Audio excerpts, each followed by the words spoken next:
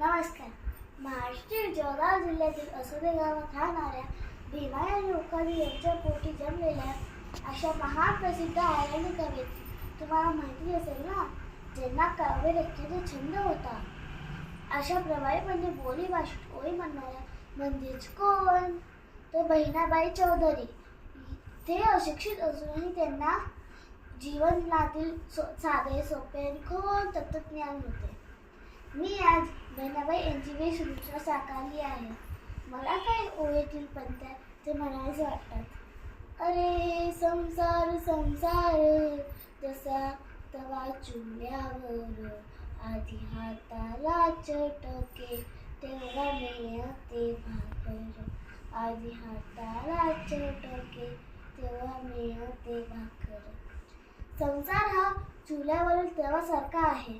ज्याप्रमाणे भाकरी मिळवण्यासाठी आधी हाताला चटके सहन करावे लागतात, त्याचप्रमाणे सुखासाठी कष्ट सोसावे लागतात.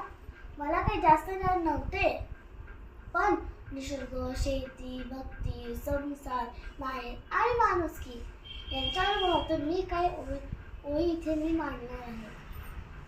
हिरीतच देणं घेणं नाही पोटासाठी, हिरीतच देणं घेणं नाही पोटासाठी. नको लावू जीवा सदा, नको लावू जीवा सदा मतलब पाठी. नको लावू जीवा सदा मतलब पाठी.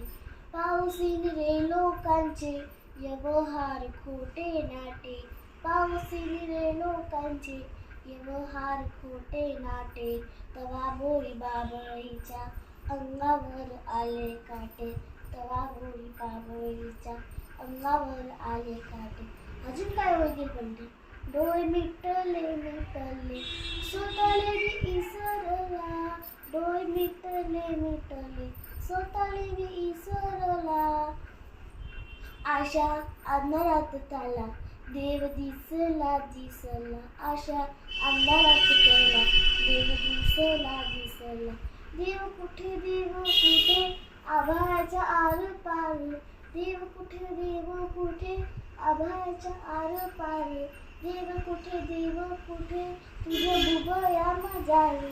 देव कुठे तुझ्या बुबया मजारे. देव हा कुठे आहे? तो केवळ आकाशात नाही, तो आपल्या डोळ्यामध्ये बसलेला आहे.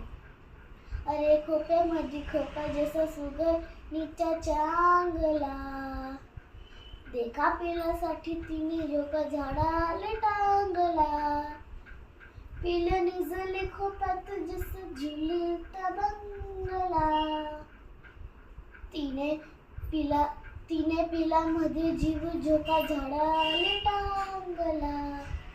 अशा सुंदर ओळी असणाऱ्या बहिणाबाई यांच्या मुलाने सोपानदेव चौधरी यांनी लिहून घेऊन जगासमोर आणले. थँक्यू.